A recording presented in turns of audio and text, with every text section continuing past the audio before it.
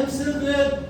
I am sealed with the seal of Spirit. So, lahat daw tayo ay sealed na ng Holy Spirit since we accept the Lord Jesus Christ in our life. Sabi niya sa Ephesians 3:1-13, no? Kayo may naging bayan ng Diyos nang kayo manalig sa Kanya matapos ninyong marinig ang salita ng katotohanan. Ang mabuting balita na nagdudulot ng kaligtasan. Kaya ipinagkaloob sa inyo ang Espiritu Santong ipinangako ng Diyos bilang tatak ng pagkahirang sa inyo. So, mabuhat ng, even though we are the chosen, like the, what do you call this? The chosen country, Israel. No? Even though we are not chosen like the Israel, sabi niya, kayo may naging bayan ng Diyos na kayo manalig sa Kanya. So, lahat ng nanalig sa Kanya, matapos ninyong marinig ang salita ng katotohanan, ang mabuting balita nagdudulot ng kaligtasan, kaya ipinagkaloob sa inyo ang Espiritu Santong ipinangako ng Diyos bilang tatak ng pagkahirang sa inyo. Kaya tayo, anumang evildoers, sickness, disease, trouble, etc., na dumarating sa mundong ito, we are saved by the seal we have of the Holy Spirit. Amen? Amen. Magbuhat ng tinanggap natin ating Panginoong Kristo, nagkaroon na tayo ng seal ng Holy Spirit. Kaya malayo tayo sa lahat ng kapahamakan. Amen?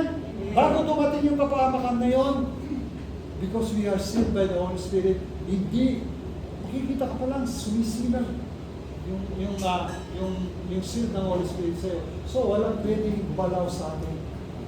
Tignan naman ninyo. Pagkatapos ng pandemic, ang dami natin pinuntahan lugar. Sa bangka. sa yate, no? Sa yate. Sa park sa... Dito sa... Ungham. Dito sa... Hindi natinag eh. Kowloon City. Saan pa? Dito sa park dito.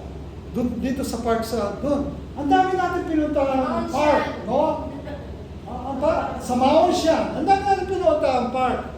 Pero, may isa pa sa atin may nilagnat, pero hindi yun kagrabing dalhin sa ospital dahil pandemic, nakahawa siya, gano'n. Wala. Na-COVID. Wala. Na-COVID. Amen? Because we are covered by the Holy Spirit. Amen. Kung merong mga dapuan sa'yo, minsan, agad-agad, nawawala, hindi darating sa puntong ang daming namamatay pag nagka-COVID. Amen? Ganun po yung seal of the Holy Spirit. At alam natin ang mga mangyayari na alam natin masama. Pag alam natin masama, are you listening? Amen. Pag bago mo ginagawa, alam natin masama yan. So, ipapaalala na ng Holy Spirit, huwag mo nang gawin yan, galing ka na dyan.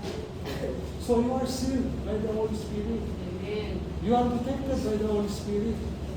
Kasi dati ginagawa mo yan dahil ngayon nasa iyo ng Holy Spirit, pinaalalahanan ka ng Holy Spirit na hindi mo na dapat gawin yan dahil tapos ka na dyan. Amen?